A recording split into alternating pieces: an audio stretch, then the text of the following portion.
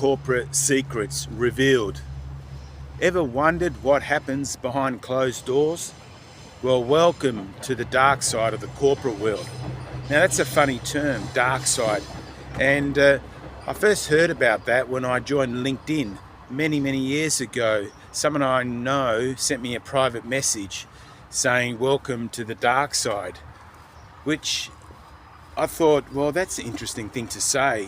What do they mean by dark side? And I guess dark means that something is not truthful, something is fake, something is, I guess, evil in a sense, whereas light is truth, is real. So anyway, it's very interesting that they use that term, and from my own experience, it is true that corporate life can be dark and can be toxic, and there's many reasons for that, and I'll talk about some of those today.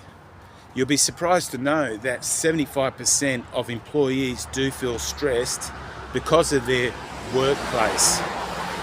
You see, what goes on in the workplace or in your environment does affect you, and it's difficult to avoid those situations because they're out of your control. Now, I was talking to someone yesterday who said to me that they're very stressed, very frustrated, very annoyed. And I asked them, why is that? And they said it's because they got a new manager. You see, this person's been in the corporate world for about 35 years. So you would think that they know what they're doing and know certain things based on their experience, because from experience you get wisdom. I do honestly believe that. And this new manager was telling him that what they were saying or what they were doing was incorrect. And they couldn't understand why would they do that, which caused a lot of frustration for them because they lost respect for this manager. They then couldn't trust this manager because this manager wasn't actually listening to them and valuing their experience. And I see this happen all over the place, especially today in the corporate world. People get promoted, and it's not through, I guess, experience, qualifications, competency. In many cases, people get promoted undeservedly. I know situations where young people that aren't even qualified, don't have the experience, get promoted to senior roles, which does cause problems for employees because employees have to work with these people. In a lot of cases, teach these people things that they should know, but they don't know because they haven't, I guess, earned their stripes, so to speak. And that can be disheartening. And I know of people that are very talented have actually left companies because they just couldn't bear to work for someone that didn't know what they're talking about, making poor decisions, and in some cases decisions that put people at risk, like safety type decisions, taking risks that are avoidable. So unfortunately, this is what happens today. Now, I remember when I started my career, and I was working for people that were qualified, they had experience. To me, they were like role models, and I knew through working with them that they knew more than me, and that's why I respected them, that's why I trusted them, that's why they guided me and I followed, because I had confidence in them. You can't have confidence in someone that you don't believe, someone that's incompetent. That's difficult, even impossible. So unfortunately today many of these managers are getting promoted, but in the process they're doing a lot of damage. And if you ask, well, why are they getting promoted? And I'll tell you why. It's because these people know how to play the corporate game. What they do is they come in, they find out who has power, who makes the decisions, usually the upper management, and they start socializing with them, becoming friends. And through that, through building relationships, when a promotion opportunity comes up, they put themselves forward, and that's how they end up getting the job through their connections, through their friendships, because they're loud, they are sociable, they, how do you say, they may be bubbly. Whereas the person that's a lot quiet, like the quiet achiever, the competent, knowledgeable, experienced person, gets kind of left doing the job that they do very well. And as you know, sometimes people get promoted because they can't even do the job that they're in. And the management think that they can do the job that's even another level, which doesn't actually make sense. Especially if you're in the technical type industry. Imagine going to your manager asking for some explanation or direction on something technical, and they've got no technical background. They're not qualified. I mean, that's appalling, really. So this is what's happened today, and it's caused a lot of stress for people. And people are wondering, well, what do I do now? Do I just find another job? Or do I just bear it, especially if the end of the career and you haven't got long to go? And it's frustrating. It's not good for people's health, and it's really a sad case to be in. Now, during my working career, when I got promoted at one stage and I had staff reporting to me, and we were kind of driven to meet certain KPIs. And some of these KPIs are health related, not having any health incidents, or especially lost time injuries where people have an injury and then they're off work for more than one full shift. And the strange thing that happened is I was at work one day and I actually injured my back. And I reported it to my manager, and I was escorted to the sick bay, and I was there for several hours because I couldn't actually walk properly. And I was very surprised that my manager didn't even come to visit me to see how I was going. They didn't even escort me. They had someone else escort me to the sick room. So I took offense to that. I thought that was quite disgusting, and it actually showed my manager's true colors, where his heart was. He basically didn't care, and that was a very revealing day that day, and I didn't know that. So it's interesting the secrets people keep. And I always say, judge a tree by the fruit it bears. We have people around us, and you've got people around you. They may be your friends, or you think they're your friends, but until they're tested, you don't really know what's inside of them. And that's why sometimes these sad occasions where your friends don't show up, or in my case, my manager, I would have thought it's common sense that they would come and see how I was going, if I needed anything.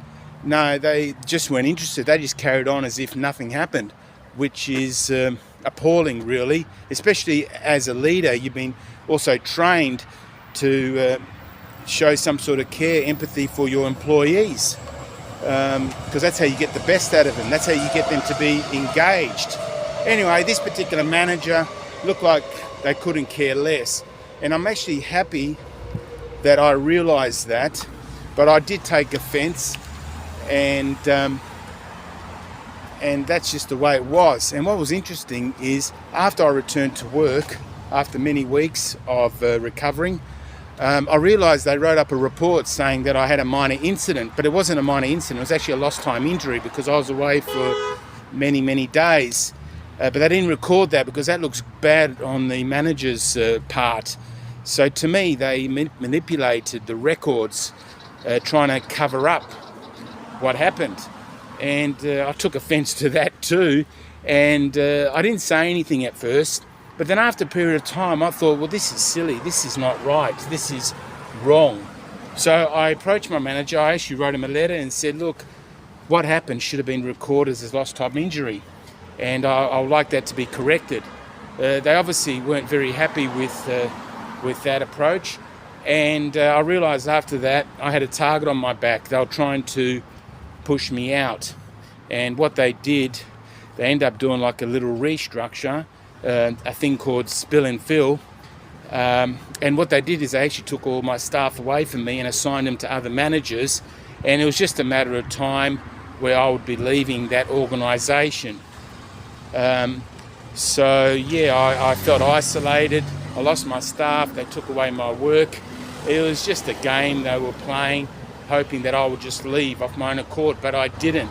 I hung in there, and they ended up giving me a redundancy, which was good because that gave a little bit of a financial boost till I got another role in another company. So yeah, so that was basically what happened to me. So if you find yourself in a toxic work environment, or you think people are your friends at work, don't be deceived, because your co-workers are not your friends. And I'll put a link to a video I've done on that subject. Your co-workers may pretend to be your friends, but they're not really your friends. And I've seen situations where people on one hand say that that person's not a good person and horrible, whatever, and then the next minute you see them talking to that person. So they're saying something totally different behind their back. They're pretending to be their friend, but they're talking behind their back. So be careful of that. That happens in the workplace quite often. Obviously it happens in real life too, but definitely in the workplace. It's interesting the amount of gossip and backstabbing that goes on, and there's a lot of fakeness there. People pretend to be positive, what I call toxic positivity. They pretend that everything's okay, but things are not okay, and they're just too scared to admit the truth that things are broken, processes are broken, roles and responsibilities are unclear, there's gaps. So just watch out for what you've been fed, because I'll say a bit of it is false, is untrue. So please open your eyes, open your ears, look around, and I'm sure all these things I've spoken about today will reveal themselves, and you say, oh, I didn't actually notice that before. And hopefully this video brings these kind of things to your attention. Now, back to the question, what do you do if you're in a toxic work environment and you're an employee and you're dependent on your employer to pay your bills? Well, what I suggest is you start today taking charge, control of your career. Remember, you are the CEO of your career, and you can do whatever you want with your career. You don't have to stay in that toxic job. You can move, because you're not a tree. You have the ability to move, whether within the same company to a healthier department, so to speak, or whether you move to another company or start your own business. But I highly recommend you take charge of your career, know that you're in control, and I highly recommend that you start creating multiple sources of income and not being dependent on just one employer, because that's very risky, because if you lose your job, you haven't got any other sources of income coming in. So I highly recommend you start a side hustle, doing something that you love, something that you're passionate about, because that'll keep you up at night and get you up early working on something that you love. And it's really fulfilling and very, how do you say, satisfying, knowing that you are doing something that's meaningful and you're earning an income from doing that. So I highly recommend you find something and start working on that, because that is going to eventually set you free. Because working for someone really is high risk, because you're not fully in control of that situation. They can let you go at any moment and come up with any excuse.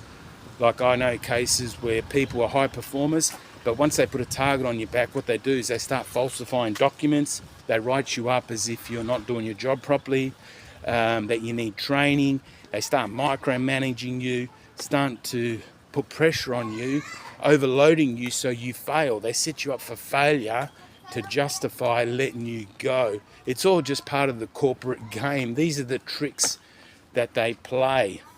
And HR is not your friend. They're there to protect the company. They're not there to protect you. I was naive. When I first started work, I thought HR was your friend. I thought HR was like an independent arbitrator if there's a conflict between employee and employer. But no, they're on the employer side. Even if the employer is wrong and doing something unethical, they will stand by the employer. It's actually quite disgusting that they do that.